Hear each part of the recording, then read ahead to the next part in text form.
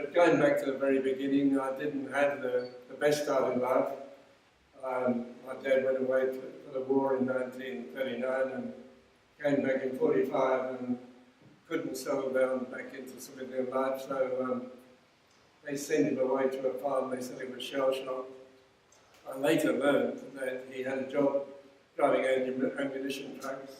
And they used to spread out in the desert so that they couldn't be caught on the road and been blown up, and he saw all his friends getting killed, and then they only did so many missions, they called them, and then they took him off that and put him on dispatch riding, which was also one of the ones you didn't get through. And he managed to get through all of that, and when he came home, he was so mixed up in his head that he couldn't get his head around the fact that he was alive and all his friends were dead. And in the end, they took him away and they put him on a farm to try and bring him back. And he would have had psychologists and all sorts of things today, but in those days, stick it on the farm and he'll get out of it. Anyway, he got fed up with all that, so he decided to end it, and he lay down next to the railway line and let the train cut his head off. And that was a bit of a shock for my mum. And it just blew her mind, you know. We all talk about his mind, it blew his mind. She had a cerebral hemorrhage and she actually was gone in another 3 weeks later.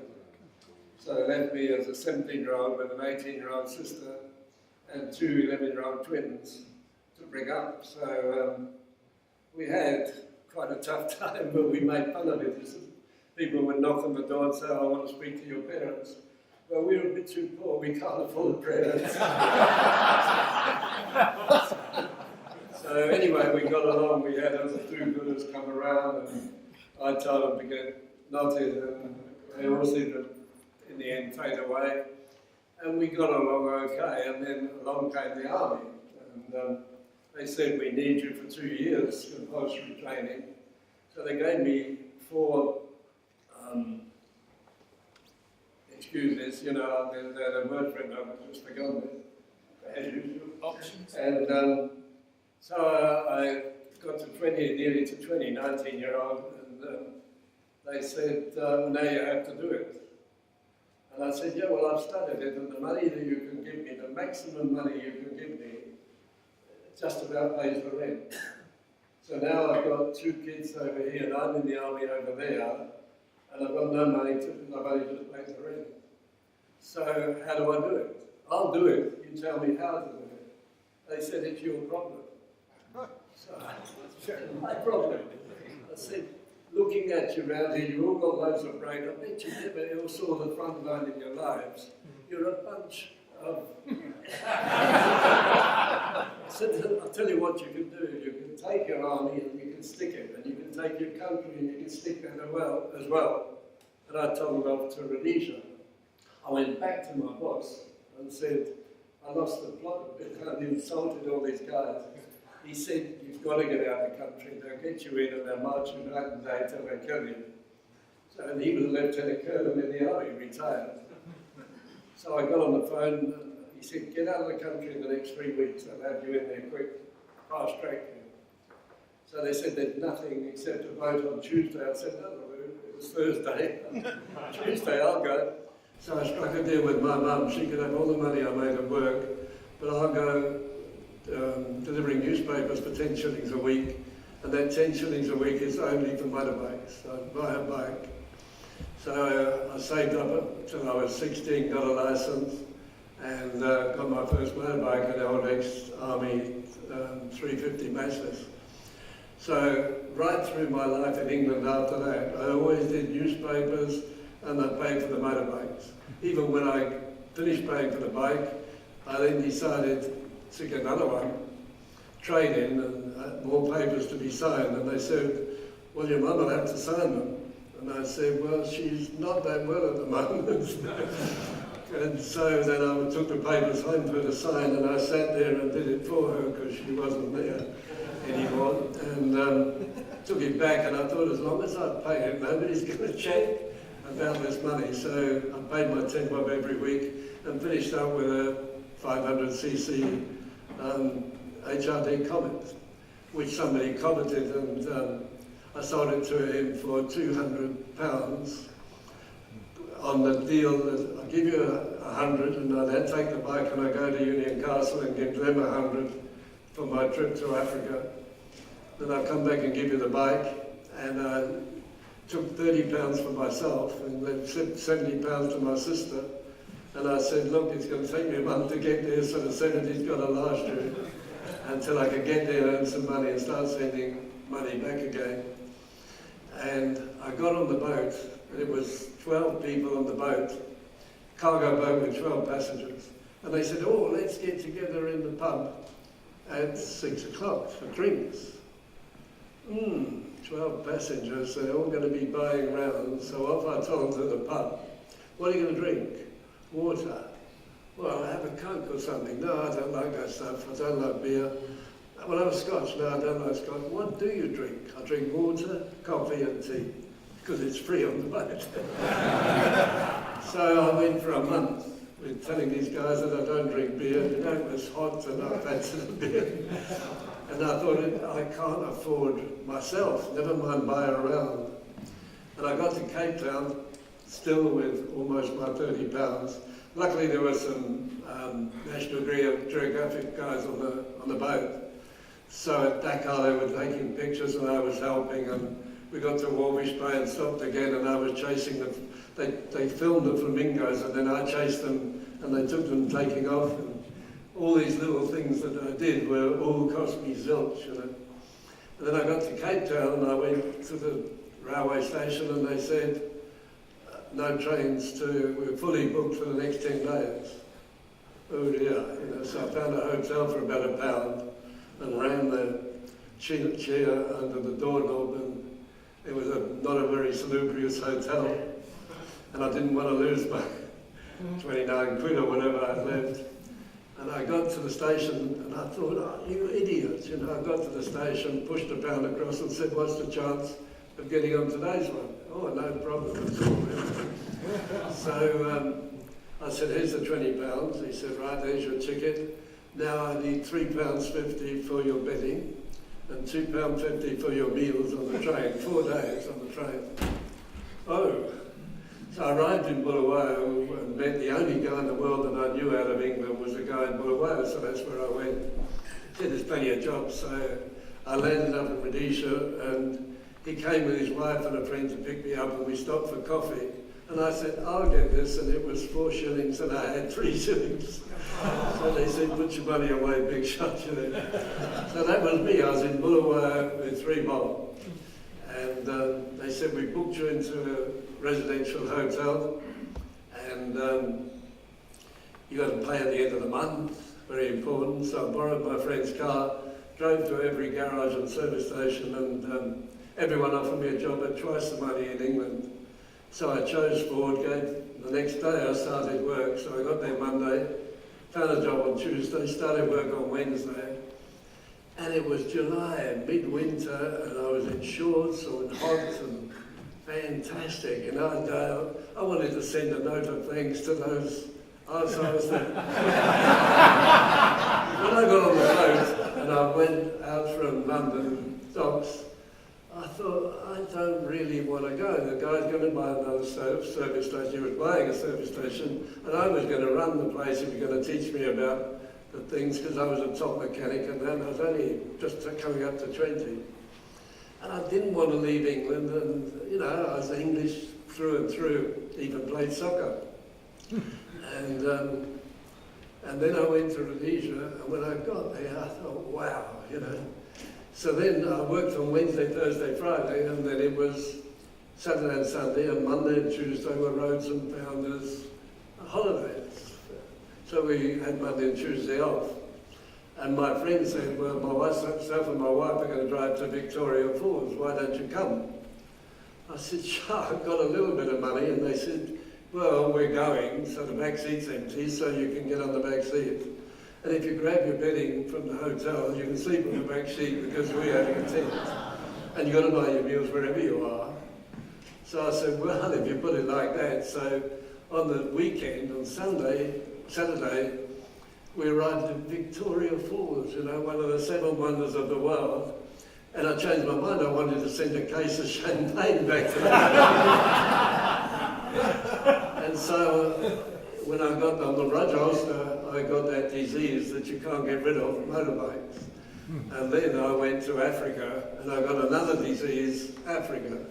And for all its warts and, you know, funny things that happen, like I live in South Africa now and have done since 1966, on and off when I'm home. And we have a world record. Little old South Africa, our government, our ministers have all been charged, 101%, all been charged with corruption. Nobody in the world beats us, you know.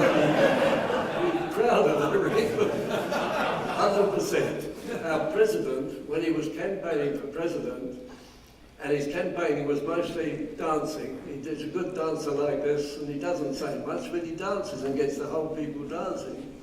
And they love him. And while he was campaigning, he had fighting a corruption charge over here, and a rape charge at a different court. And he got 62% of the votes. If he'd done another one, he probably would have got 100%.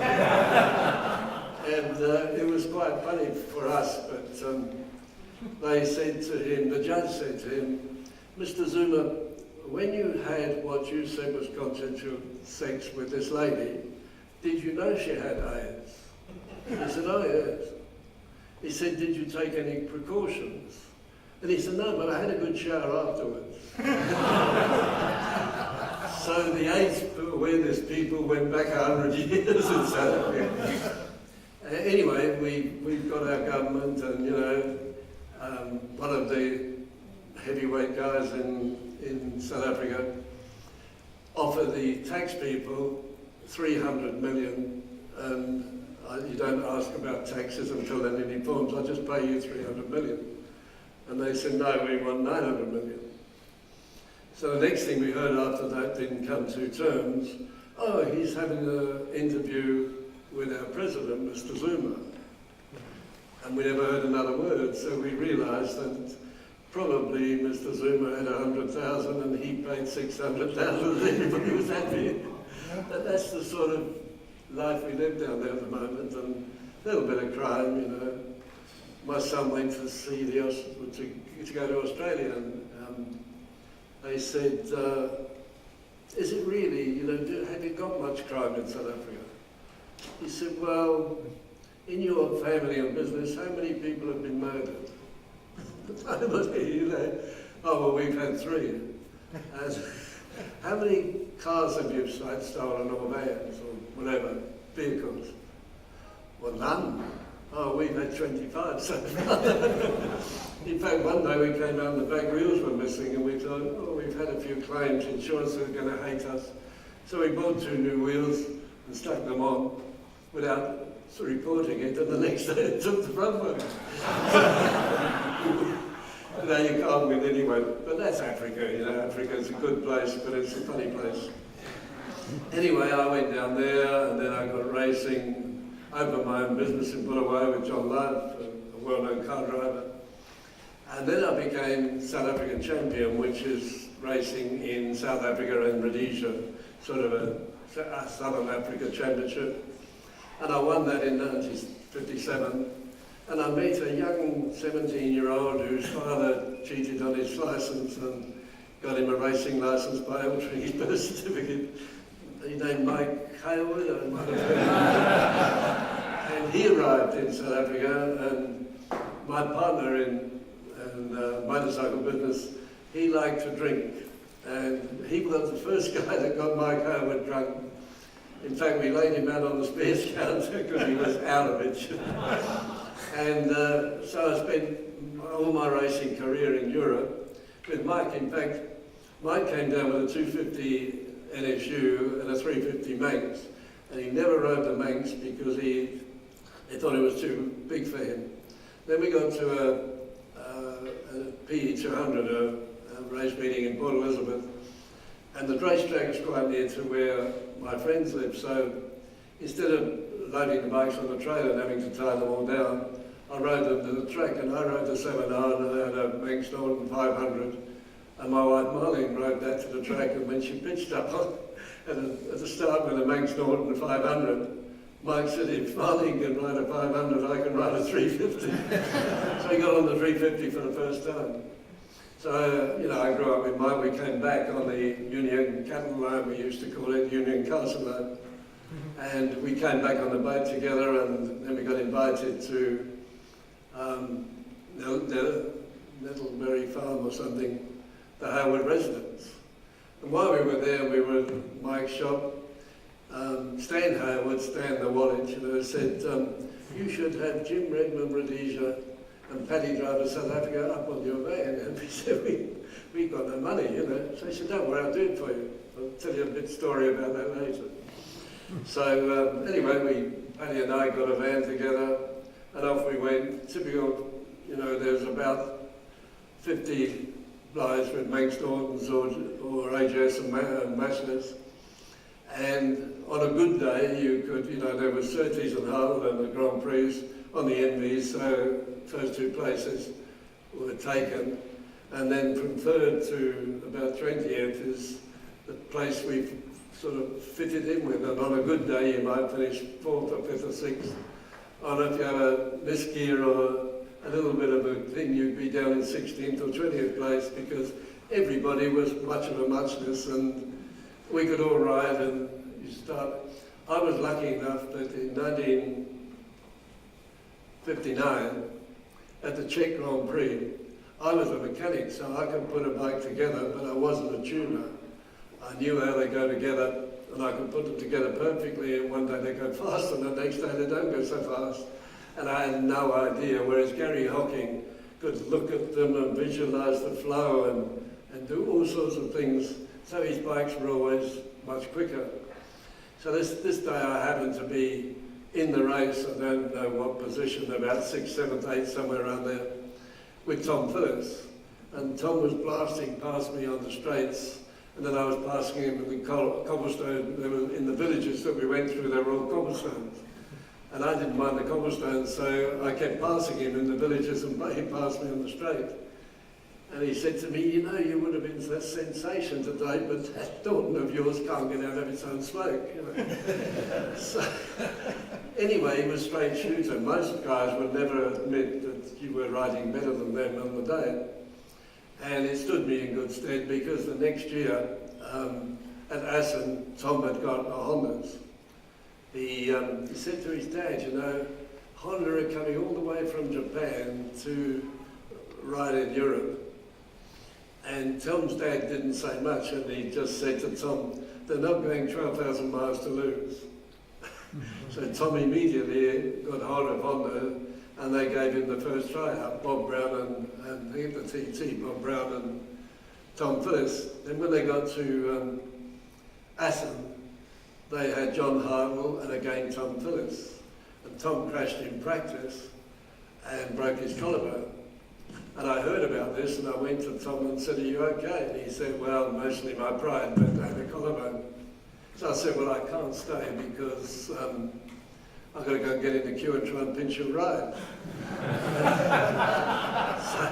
So he said, actually, you're the right bloke. He said, go and get to his wife, Betty, go and get Mr. Kawashima. Mr. Kawashima was the team manager of the Honda team.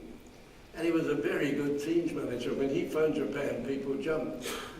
And we found out the reason was that when Soichiro Honda opened up a business bolting second-hand stationary engines onto push bikes, his first employee was Kawashima. So he was only second to Soichiro Honda. But we didn't know that at the time. We just thought he was a good manager. And Tom said, I think that Mr. Redman should be the one to get my bike. It was just a 125. And he just turned to me and said, oh, Mr. Redman, please, would you ride our bike? I said, who do I have to kill? So anyway, they put me on the bike and they said, look, Tom's son was very fast in practice, but he crashed, and we don't like crashing. So please just go slowly and just ride the bike and finish it comfortably. And I said, yeah, okay, I'll go slowly. You know, you get one chance, don't you? So, and I only had one practice left. The race was the next day, and this was the last practice that I got. So I did a few laps and came in, and they said, everything all right? I said, just this and that. And then I thought about the track, and I thought, this is it. And I went out, and I did a really good lap. And so the grid for the next day was Hocking on the MV, Ubiali on the MV, Redman on the Honda, Spaggiali on the other MV. And I thought, yes. And the press said, that's the first time that Holland, the Netherlands, have ever made a mistake in the timing. They always put a Honda in front of the MVs. And I said, you bastards, you know, even if it's wrong, tell everybody how good I am, you know. So anyway, the flag dropped, and I thought, this is it, you know. Please, God, give me one lap. I'll fall off after that, I don't care, but just stay with me for one lap. And Hocking and Ubiali pushed off, and I was on to Spaggiari. And the poor bugger, every time he blinked, I was under him, over the top of him. And I went past the pits, Hocking, Ubiali, Redman, Spaggiari, and I looked in the pits and much to say, yeah, I didn't want to do that, but I could have given them a look. And anyway, we went on for a few laps, and Spaggiari crashed.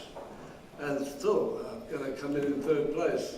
And then they signalled Degner's coming to catch you on the NZ, and I thought, that'll break. So, and it didn't. And it was much quicker than the Honda, so I finished fourth.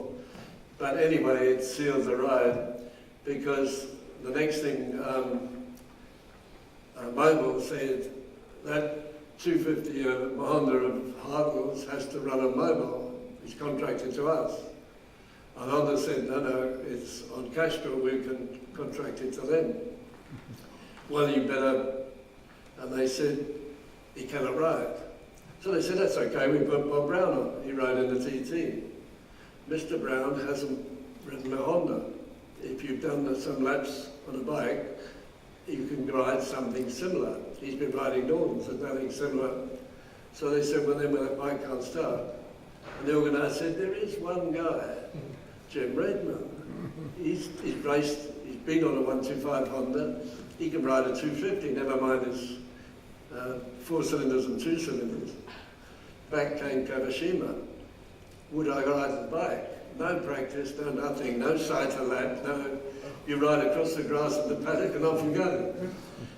So I said, I'd love to ride the bike, but you know, I might hash it up and then you'll never ask me again.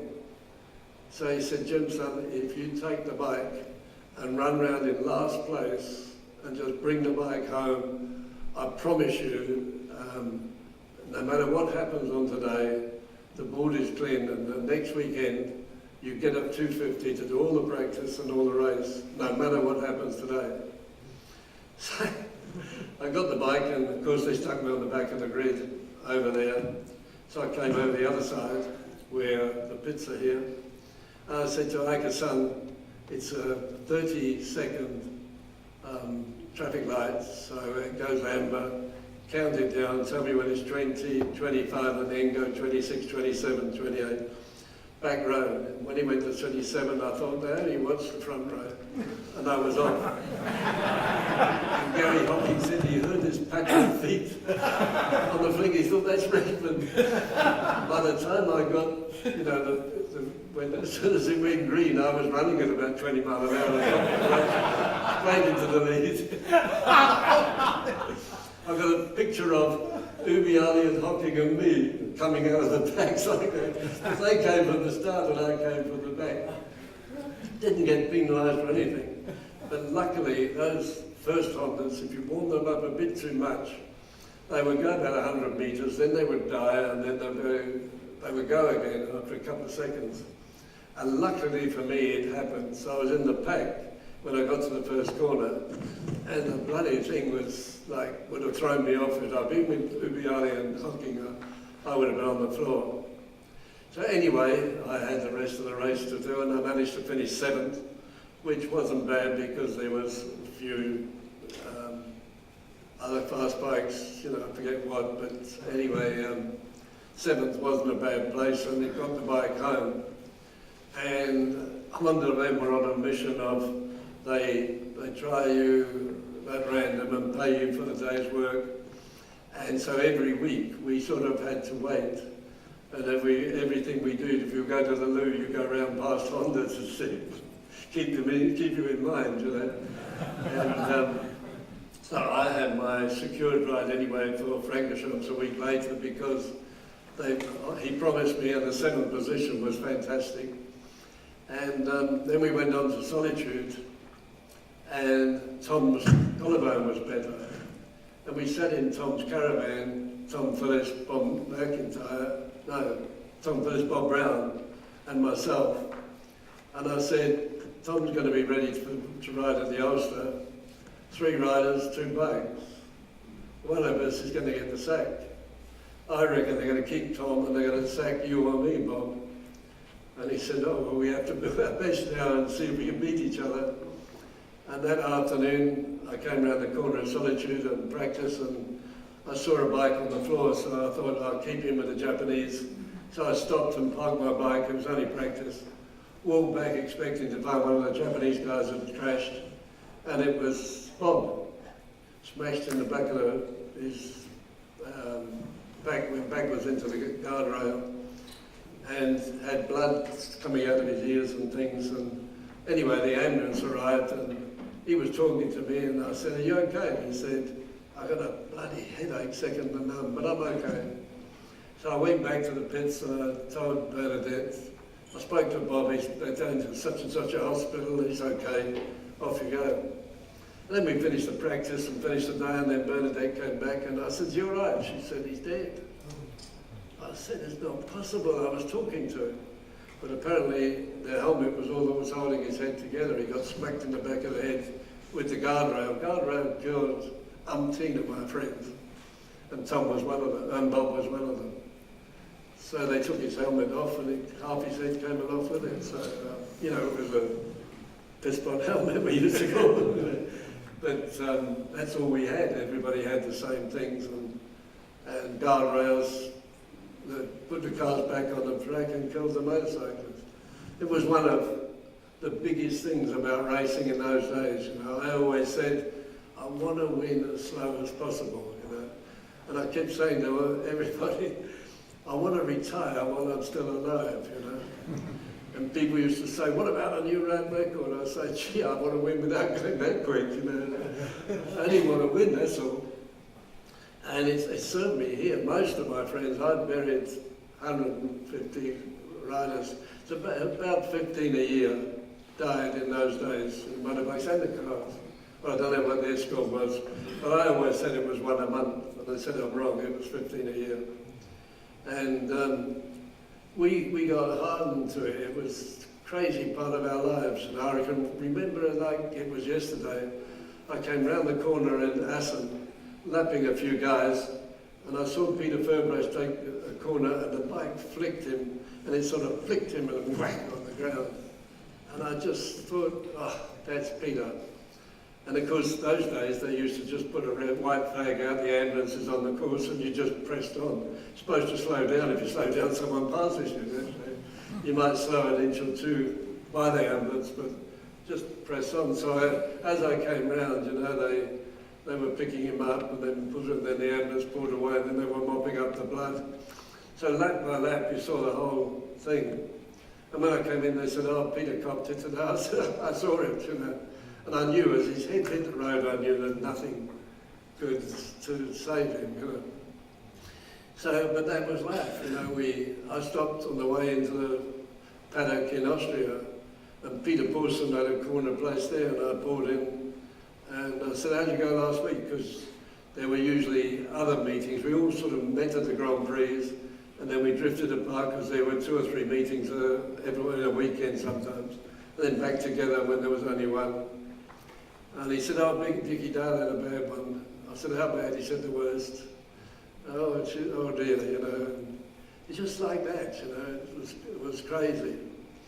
And people don't realise today when you go to MotoGP, and they've had, I think, 3 fatalities in the last 20 years, and we had 1 and a bit a month, you know, so it was a whole different game.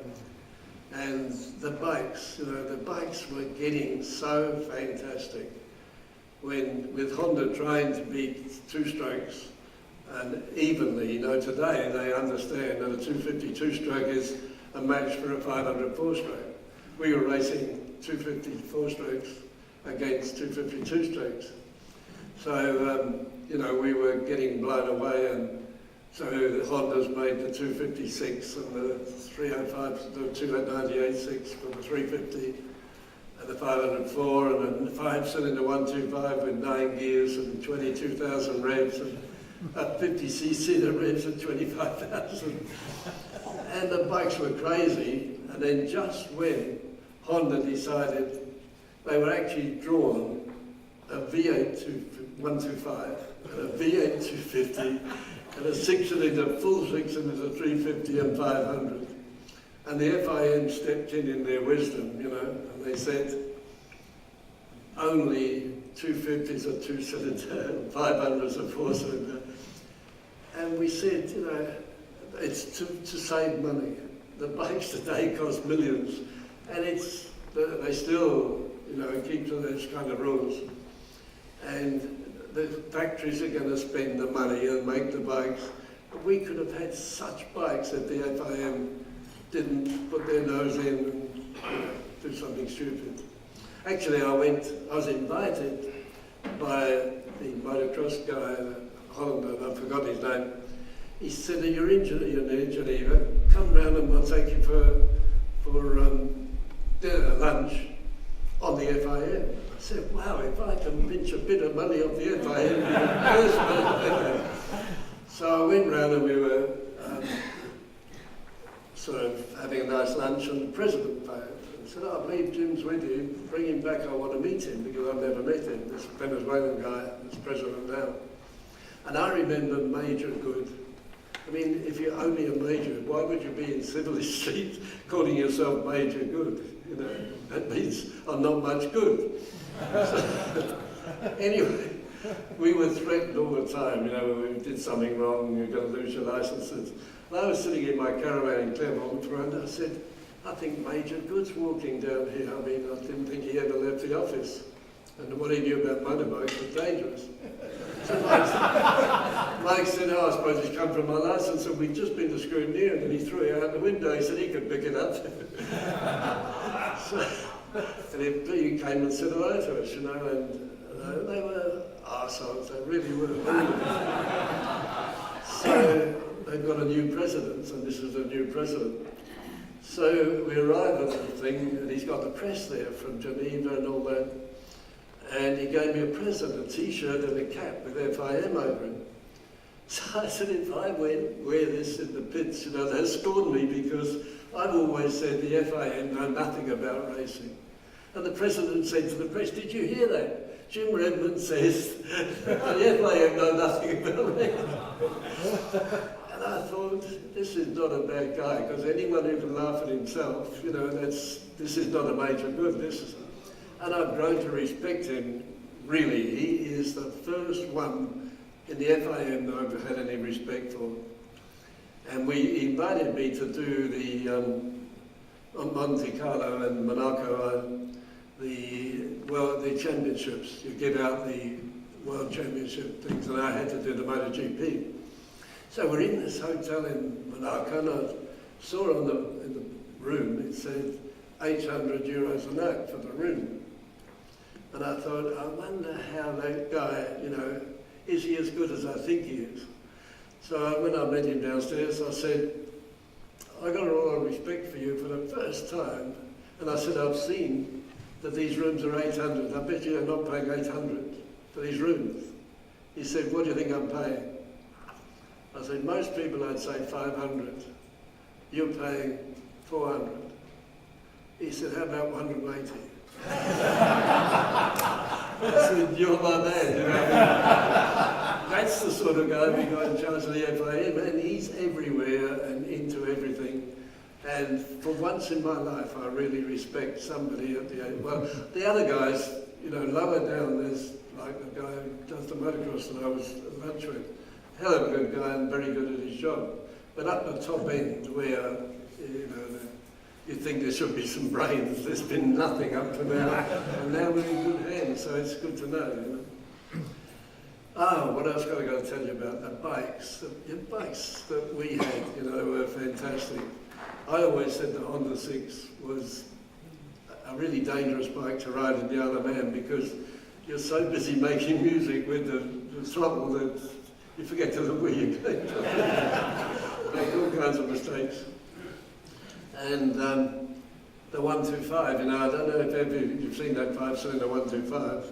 I mean, they make a lot more noise than the Honda 6, which makes a sweet, beautiful noise. And the 125 is louder, but uglier. And the bike is ugly to ride. All of us, we hate the thing. It revs at 22,000. If you let the revs drop under 10,000, it just goes woof and stops. And I've got that Claremont friend. There's about 3 Hondas and 3 Yamahas and 3 Suzukis all going for the first lap. And I was somewhere in the middle of it.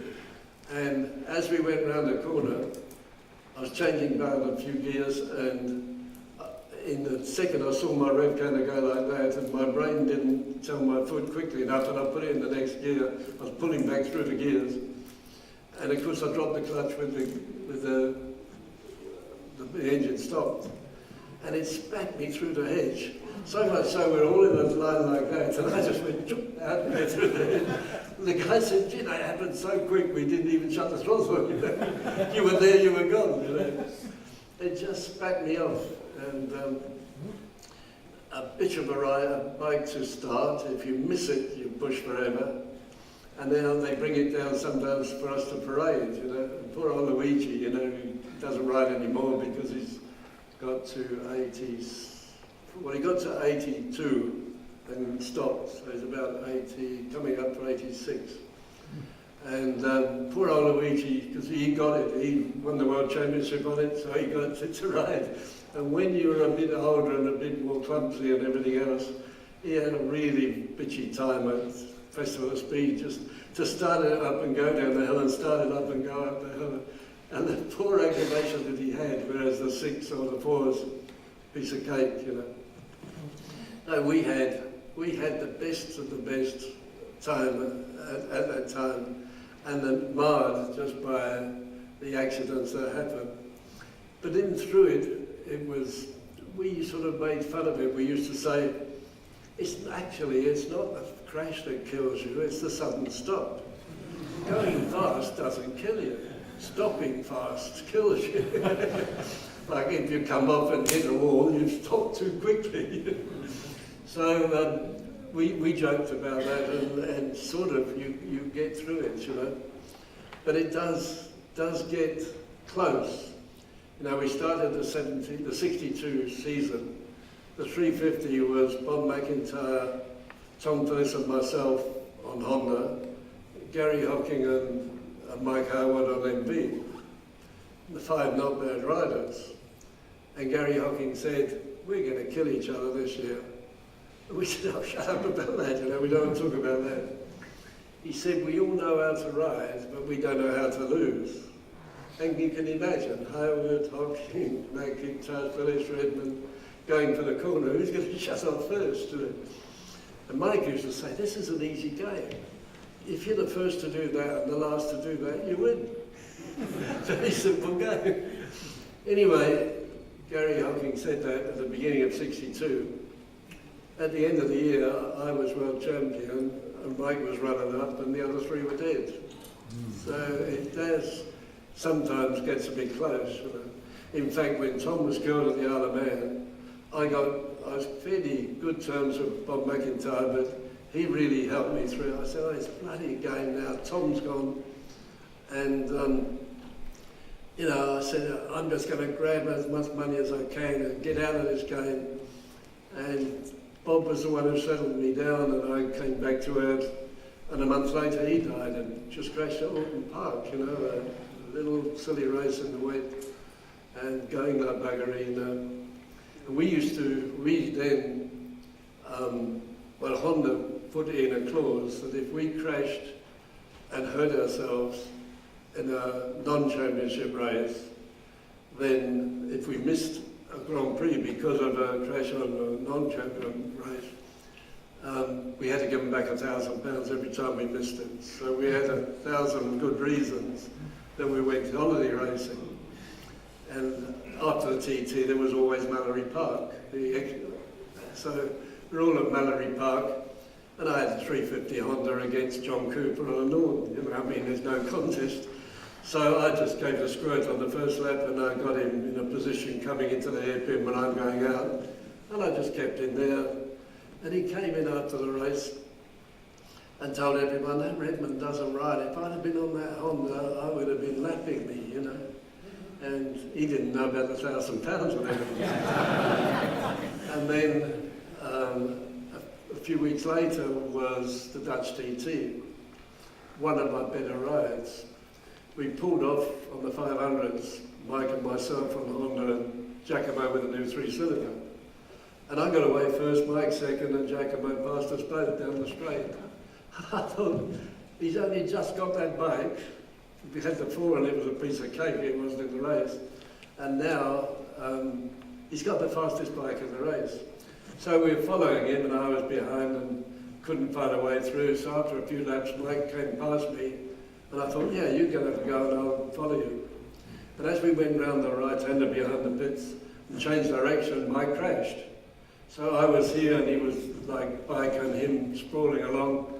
So I was having to go right round them and Giacomo was round the corner and gone. So I'm off after him and I went a little bit down a slip road trying too hard too quickly.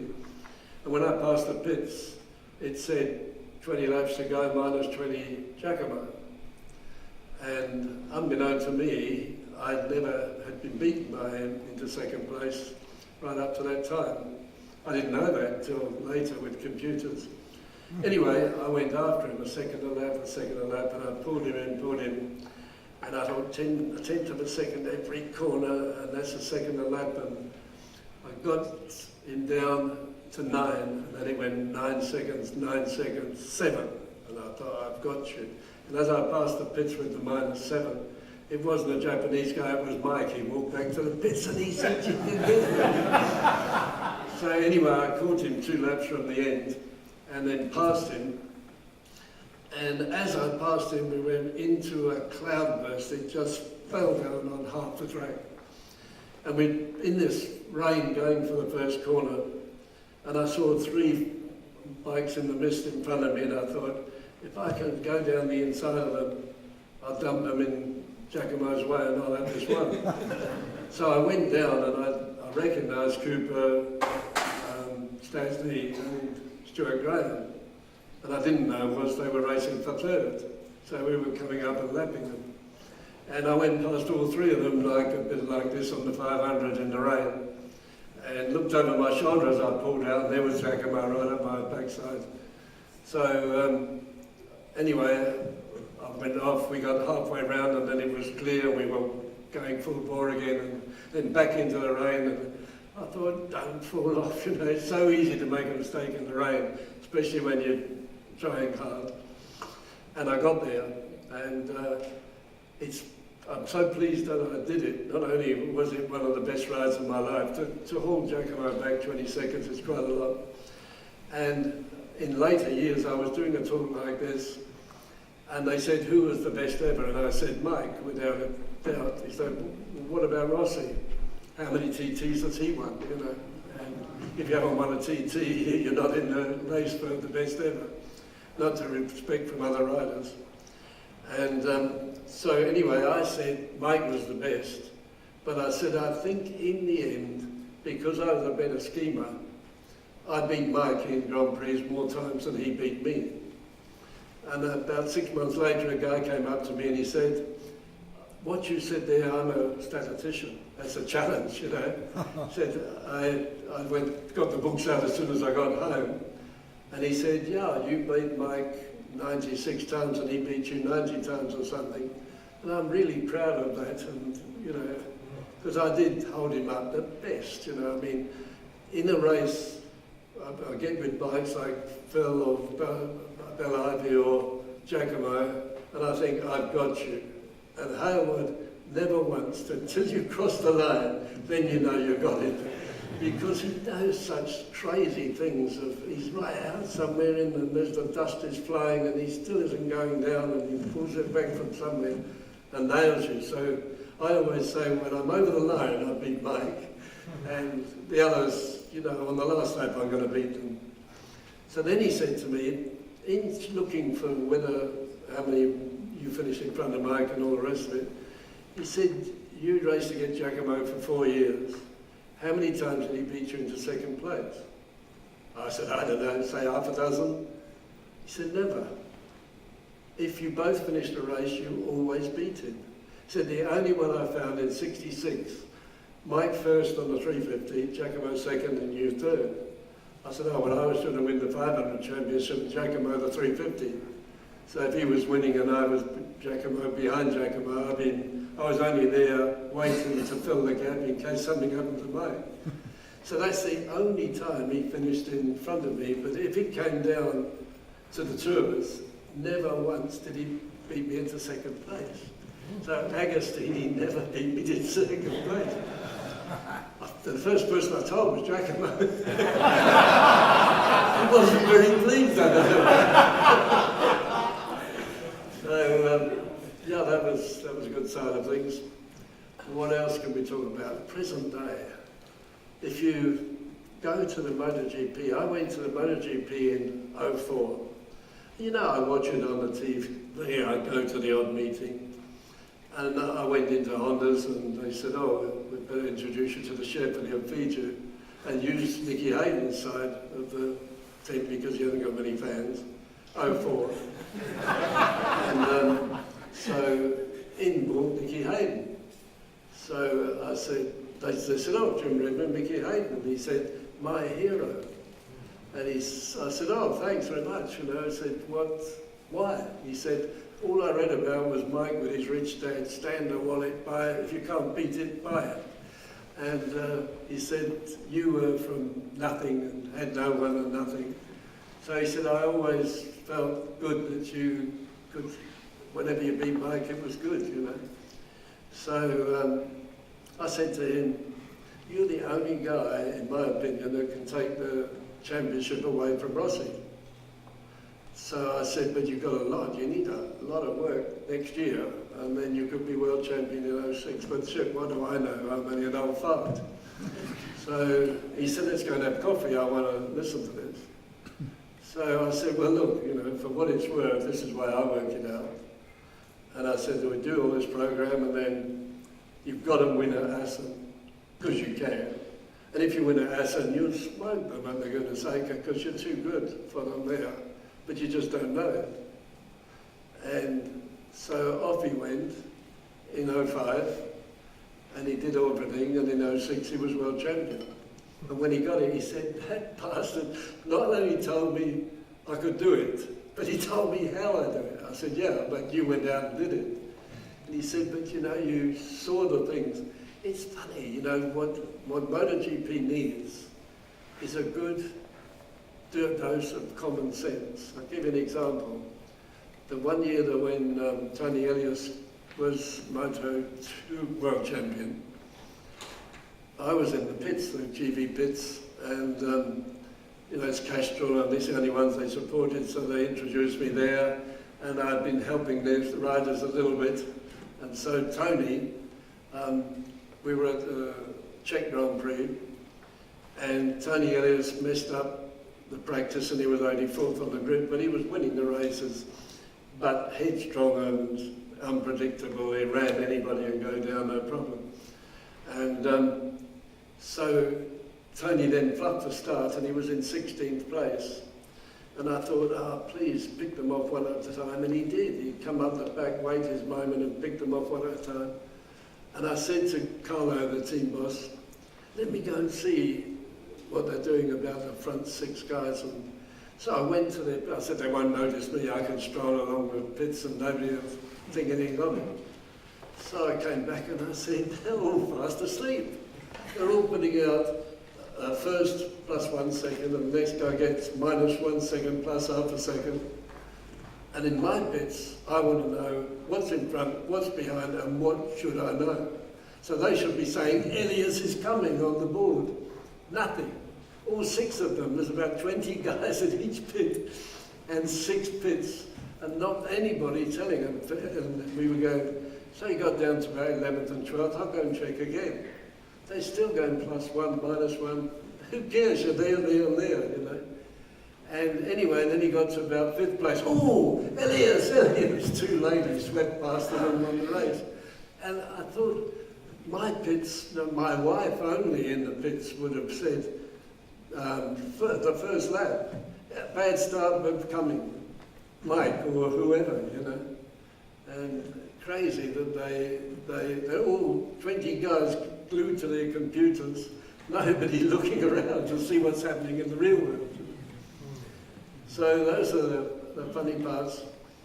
And we were at Saxon Ring a few years ago, and I was selling some goods in the dealers, because the dealers buy more than one at a time, you know, so more money to be made there. And watching the racing at the same time. And they said, to the dealers, be here at 5 o'clock, Danny Petrosa's coming along to say hello to everybody. So they said hello to everybody, and then there was silence, and the guy said to me, hey Jim, have you met Danny? Come up. So I went up on the stage and shook hands and met him, and he said, what can you say to Danny? And I said, Danny, your career is the same as mine. All my life, I had Mike Howard, and all your life, you've had Rossi. And then just when I was beating Howard more times than he beat me, along came Agostini to mix the pot up a bit. And just when you're beating Rossi quite a lot of times, along comes Lorenzo to spoil your fun. So really, and then the girl came running up and said, Daddy, you're needed. And he said, oh, leave me alone, I'm with Jim. And he has that girl come to him every time so that he can spend 10 minutes and get called away, because he hates being with people, frightened of them. So anyway, the next day on the grid, he was first on the grid, and I was talking to Nicky, who was about 3rd, and I saw Danny standing in. Nobody goes to talk to him because he's got nothing to say. So there's just a team boss standing on the back wheel and the mechanic on the left side, and anyone can come along and have something to say. So I thought, well, I don't really know him, but should I go and talk to him? And I thought, sitting there like by himself. So I walked across, and as he saw me coming, his face lit up. So I said, how are you feeling? Good. And he said, yeah. I said, you'll win this one. He said, do you think so? I said, no, I know it. They can't beat you here. I said, the only thing that can beat you is if you fade after about 80% of the race. I said, which you tend to do, I've watched you. So I said, if you start to fade at 80% of the race, just think about how I'm going to kick your backside right around this paddock if you fade. And he laughed, and I walked away, and the team boss is saying, who's this Charlie, you don't come here. Anyway, he got the whole shot and was leading all the way, and they got to about halfway, and there was a big crash, and they stopped the race. And because they hadn't done the 2/3 distance, they had to start the race again. So they started off a line with the time on the first race, and Danny got the whole shot and led all the way. And so obviously the winner. And I walked past as he was getting all his stuff, and he said, hey Jim, thanks. And I said, I hope you realise that I organised that crash in case you were going to fail. And the Repsol guy said, take off your TV shirts, put on Repsol, you know. And Danny, I reckon Danny, I like him a lot because he's about that big.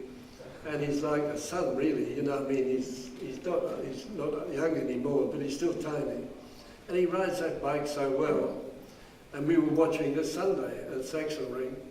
And I said to Michelle, Danny can get past Lorenzo and Rossi. He won't get Marquez, but you know. And she said, never, Danny won't get him. I said, at Saxon Ring he can. And he did, you know, if you remember the race from Sunday, but he got a nice second there. But at the beginning of the next year, which was about 2 years ago, I think, I said to Ralph, my German manager that used to help me with Germany and Austria, and I said to Ralph, you know, I could go to Repsol and say, give me £100,000 for the year and a £500,000 bonus if I make Danny world champion. Because I think all he needs is someone to tell him he can win, and he'll do it, you know. And especially if you can tell him where he's going wrong and all that, because it's from the stands, we can all see what goes how wrong, and it's much easier sometimes than when you're out there on the bike and you see only that section. When you're looking at the whole thing, you can see lots of things that you can tell the guy to boost him. And I reckoned at the time, this was before Marquez came along and see, and I said to Ralph, you know, maybe we should do that next. He said, every race weekend we'll be at MotoGP.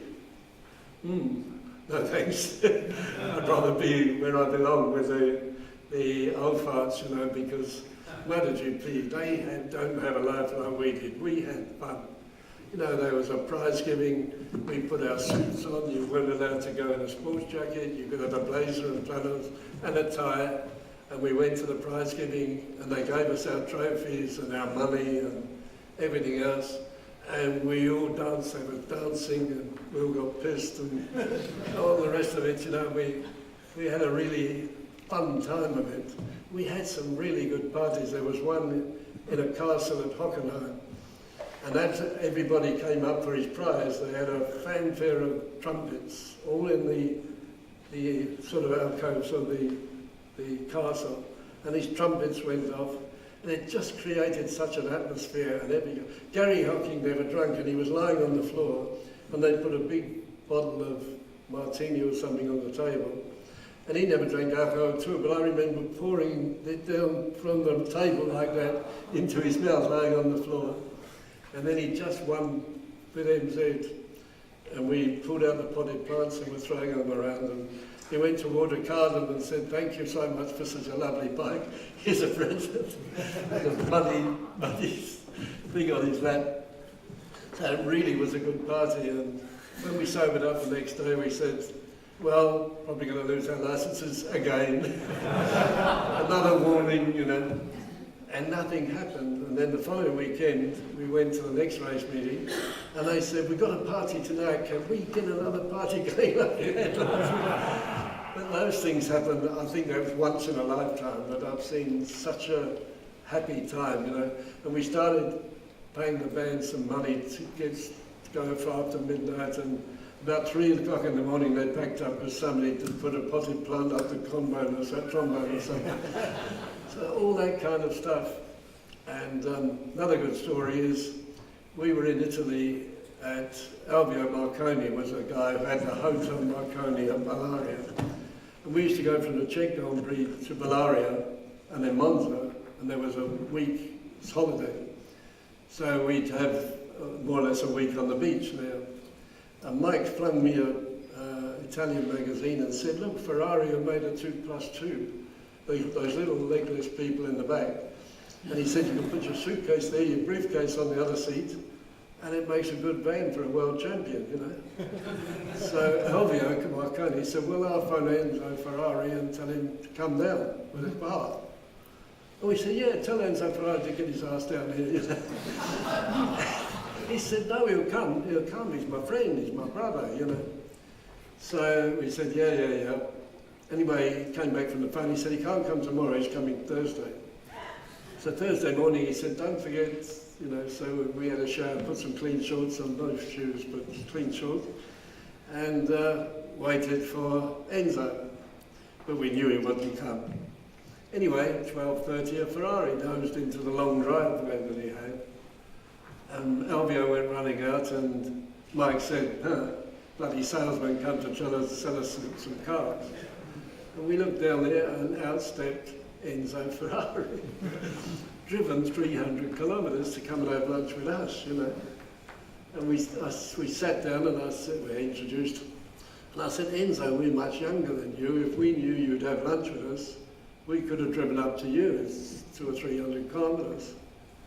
And he said, Jim, motor car racing is my business, but motorcycle racing is my passion. And he said to come and have lunch with Jim Redman and Mike Hailwood, you know, it's fantastic. So we had lunch and some vino, and then he said, they've got a 2+2, have a go at it. So I went down and drove it quite nicely up the streets, and Mike was a lunatic. He'd get out of the seat, and he got it in, and round in the red in every gear, we came flying back, and the poor Ferrari, when we stopped, it was sort of steaming, as they did. And I said, Mike, and he said, Enzo, Ferrari, who gives a shit about that one? You can stitch it up tomorrow. Anyway, we went back to the table, but we knew that if you were racing Ferraris in the Ferrari team, but you wanted a road car, he gave his drivers a magnificent discount of 5%. So they came up the hard way, so we knew that. So he said, what do you think? And we said, it's a lovely car, So he said, well, I'll give you a good price. And we said, price, Enzo, have some more vino, We're world champions, we want it for nothing.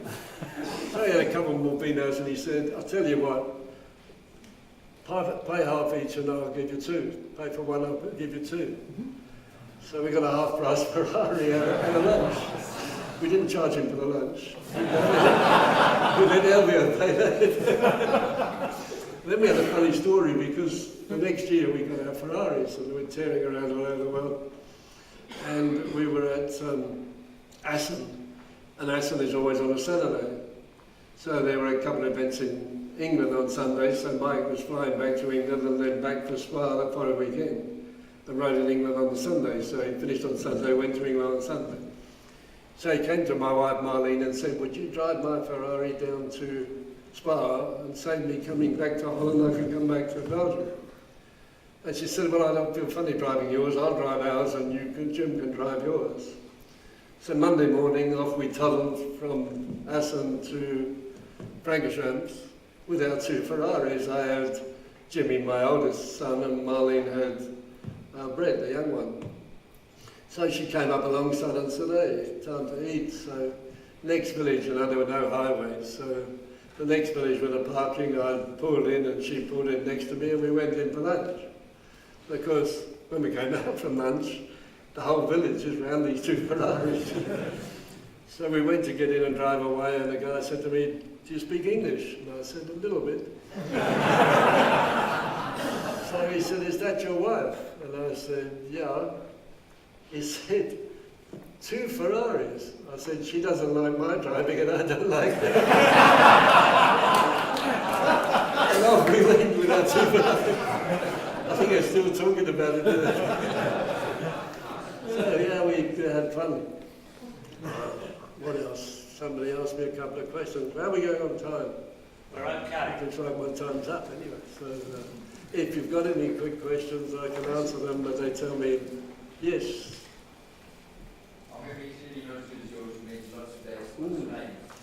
First of all, I'm half deaf from these modern sixes. It's the same in. Early in the 60s, I think I was marshalling that day at Royce Circuit, and you read what I think was the lead of the new Honda 250, also that. Who was riding the 350 and the 500 at the race on that? Which meeting? Roy Hesketh, early in the 60s. Roy Hesketh. I think it might have been two names you already mentioned. Do you know what year? Early 60s. Maybe John Cooper. No, John Cooper didn't come out. It was the 350 was probably hocking on a 7R, and the 500 was Castellani, I reckon. Yeah, I was on the 254, blew them away. But it was a good motorbike. Jim, can you repeat the question, because it's not very loud at the back, so if you take the next question, can you repeat it so they can hear? Okay. The gentleman here. Yeah. Jim, can you hear me? In the 60s, you rode a lot with Bruce Beale. Yes. Tell us about Bruce and what happened to him. How did he manage to get in that one? What happened, Bruce Beale was an up-and-coming rider, and Honda said to me, we need to bring some riders up. And so I chose Bruce Beale because he was a good rider and he was steady and tidy and everything about him was good. And I didn't realise, you have to be a bit of a shit to be a world champion. You have to push that extra bit and all the rest of it, and he didn't have that thing that says, I ain't going to go second, you know.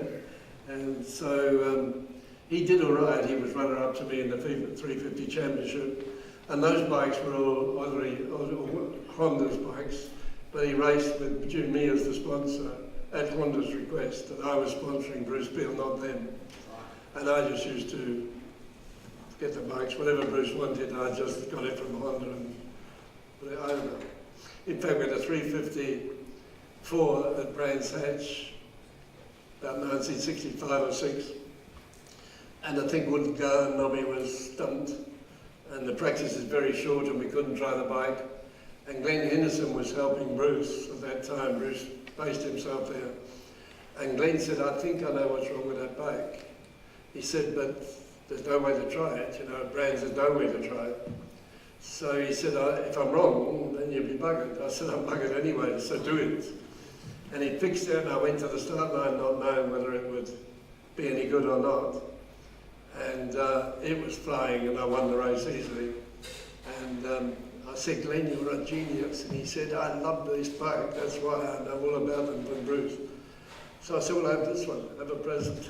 I gave him the 354, like $250,000 or $500,000 today. But at the time, I had so many, and, you know, who cares?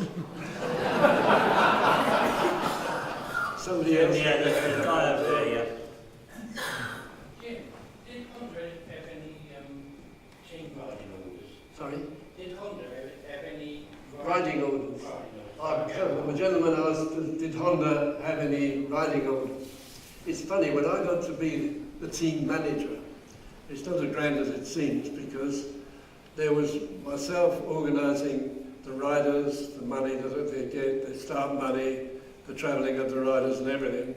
And then you had over here Ikeson managing the mechanics, who works on what and everything else. And then we had Sekiguchi, who was old, about 50 or 60. Well, it couldn't be 60 because I had to retire. So he must be in his 50s, which to us was old. So we called him Papa-san. And Papa-san was the boss and said nothing. And Hondas used to say to me little things that they wanted. And one year they said, we want Takahashi to be the first Japanese rider on a Honda to win a Grand Prix. Can you wangle it? And there's a picture somewhere here of me out here at Hockenheim with Takahashi here, and behind him is Pravini, another Italian, 3 guys, there's 5 of us in the picture, and it's sort of me out here saying, go shoot here. Because I said the old Hockenheim was boom, and a couple of corners and boom, back again and boom, back. So it was about the right place because he was late. So then he got that, but they just left everything to me, and I really did what I wanted to do. Like with Mike, when Mike came in the team, and everybody says, Mike came in the Honda team and Jim ordered him to do the 350 championship, so Jim wanted the 500.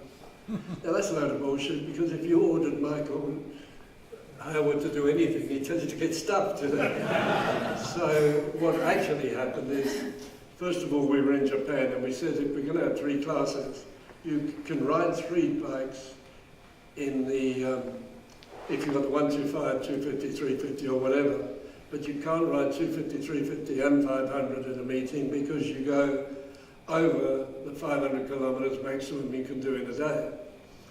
But at Hockenheim, places like that, for sure, the only one you can ride the 3 big classes, I think, was Assam, because it's a lot of bends. So anyway, we decided, Mike had 4 fairly easy world championships on the 500 MV, and we had never had a 500, so I would try and win the 500. Mike would get the 350 because I'd had 4 350 world championships, while he got 4 500. And so we swapped that over, and then the 250 we said, we'll both go for it, see what happens, and work it out as we go along. And then we got the bikes. We went to Hockenheim, and the 2 500 arrived on Thursday, and we saw them for the first time. Friday was practice, Sunday we've got to win. And they never told us when. Sekaguchi used to come to me on the line and say, okay, Jim, son, be careful. Never once win or anything except the Japanese Grand Prix, the very first Japanese Grand Prix. And I'm on the start line and he came up with his usual, be careful, Jim, son, but win. And I said, what do you want me to do? Be careful or win? I can't do both. Another Anyway, question, maybe? Yes. I'll just finish off this one. Sorry. In fact, I've finished it. No, there's something else I was going to tell you. Lost it. When it comes back again, you know. Cliff. So I told you you would have the due happen to me. Two questions really, Jim. How good were the brakes? How good were the brakes? For brake failure? With the 9-speed gearboxes, did you actually count through them? Or just... Good question. How good were the brakes? And with 9-speed gearboxes and things like that, somebody once said to me, which gear do you take that corner? And I said, look, I want a 125, I've got 9 gears, and a 250 has got 7, and a 350 and a 500 got 6 each. And I don't even know what gear I'm in. I seem to know, this is where when there's on maximum, and my foot seems to know take 3 back or 2 back or 1. But I said, I don't know. I know when I'm in first because it's a hairpin or something, and I know when I'm in top because I press for another one, there isn't one. But in between that, I have no idea what corner I go around and all the rest. And brakes, the modern guys said to me, how could you go racing with no brakes? With those drum things, and they're not brakes, they don't stop anything. So I said, well, the lucky thing is, we all had no brakes. So the one who would think that he could slow it down enough, you could go a bit further and a bit further, So, Another question. Brakes, we thought, we had twin drums with twin double leading. We thought they were good brakes. And now, when you put the brakes on the bike, I did a lap of the TT in 07. I'd had a new hip.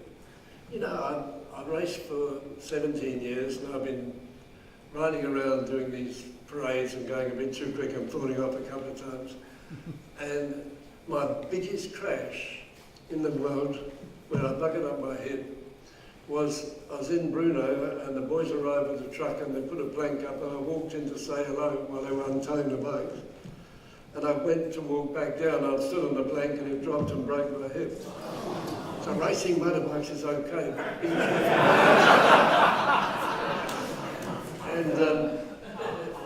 And I'd had this hip, so we got to the TT for the centennial. And on Monday, they gave us a bike to ride, and we tootled around. And then the team boss said to me, I've given that bike you rode on Monday. On Friday, we had only the bikes who could ride a bit. And I said, I gave Ralph Bynes that bike you were on, and I said, it wasn't a bad little bike. And he said, well, I've got nothing left, so how would you like to ride McGuinness's winning bike from yesterday?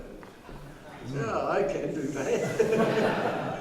So they lifted me on because I couldn't get on with my hip, and sort of put my feet on the footrest, and off I went. And I didn't know, because when I came back in, and it was a fast bike, I always get pleasure in passing Phil Reed because he always had speed on me. And he was on a old bike, I think it was a Gelera, a replica. And I was on the winning bike from yesterday. And I passed him going twice the speed he was going on the fantastic bike to ride.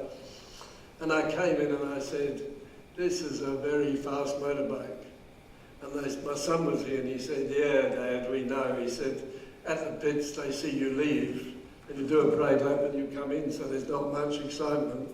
So what they did was give you the speeds through the Highlander. And they said, oh, Phil Reed's just gone through at 285 kilometres an hour. And Giacomo's just gone through at 290. Jim Redman's just gone through at 360. That's bloody thing.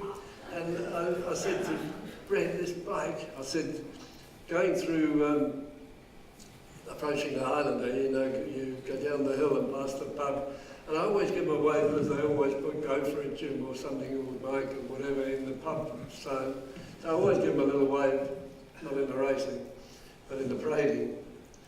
And I went through the thing at the top and down the hill, and I thought, wow, this bike is moving, but it slows up the other side. Well, our bikes did, but this thing was going so fast up the hill that I thought it might stand on the back leg going over the top. So I took another gear in case it did, because if you do that, it'll jump like that instead of like that. So even though there wasn't a gear, I did that. And then it went down the other side, and I said to my son, I kept telling the bike, we don't have to go any faster. My son said, did you think of shutting off? I said, if you don't shut a racing bike off when it's straight, you just think, keep it going, let it do what it wants to do. I said, but, what's the big wall? I can't remember the names, but that big wall with the stones jutting out. What's the name was killed. Anyway, I said I shut off, from the Highlander, which is the fastest part going downhill.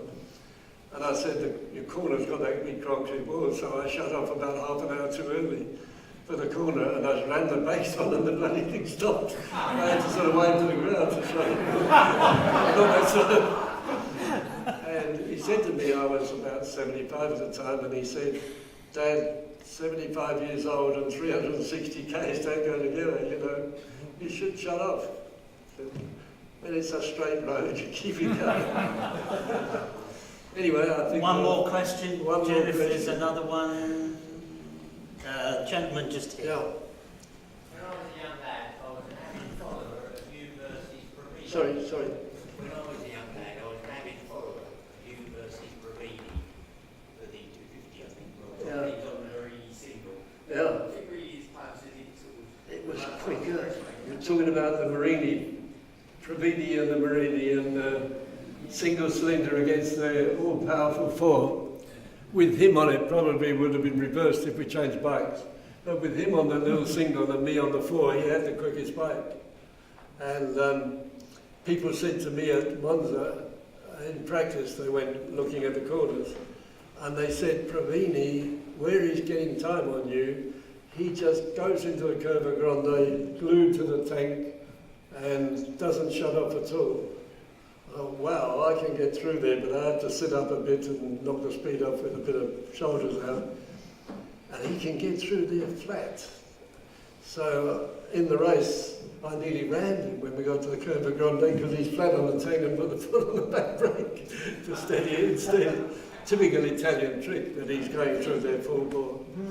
But no, I had some good tussles with Provini, and it was quite funny. We went to South America, and it was a disaster. We got there, Alan Shepard crashed on the MZ in practice. There were no ambulances, no officials, and nobody knew what to do. We had to get a bike who knew where the hospital was and take Alan down there and all that. And then we had a big fight with people. They sent a coach to take us backwards and forwards, and the coach filled up with spectators. We were left standing there, so we had to chuck them all out, and they couldn't understand why we can get in and they can get out. They didn't understand about... No, we had a crazy time there, and in the race, there was marbles, there was stuff all over the track, and it was really dangerous.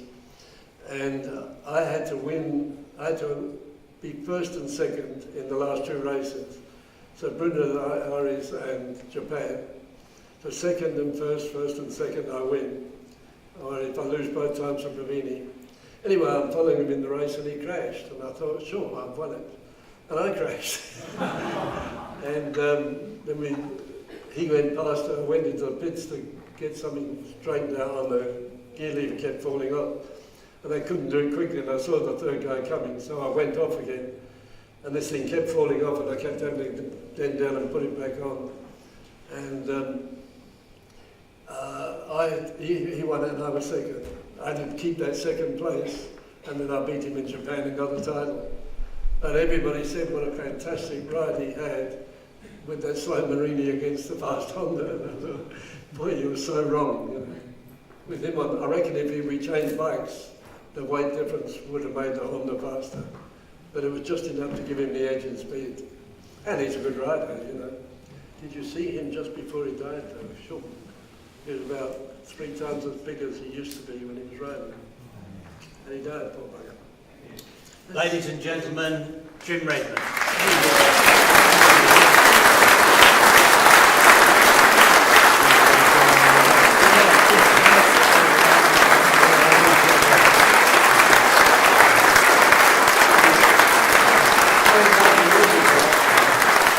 He is a one-off man.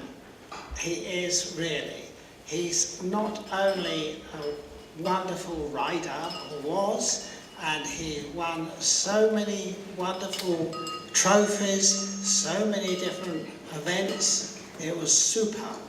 But his also new talent to me is his speaking and his what he said tonight, and he made us all laugh, and we certainly enjoyed the whole thing, what he said, and I think he should have a special clap from us. Absolutely. Thank you, Jim. Thank you, sir.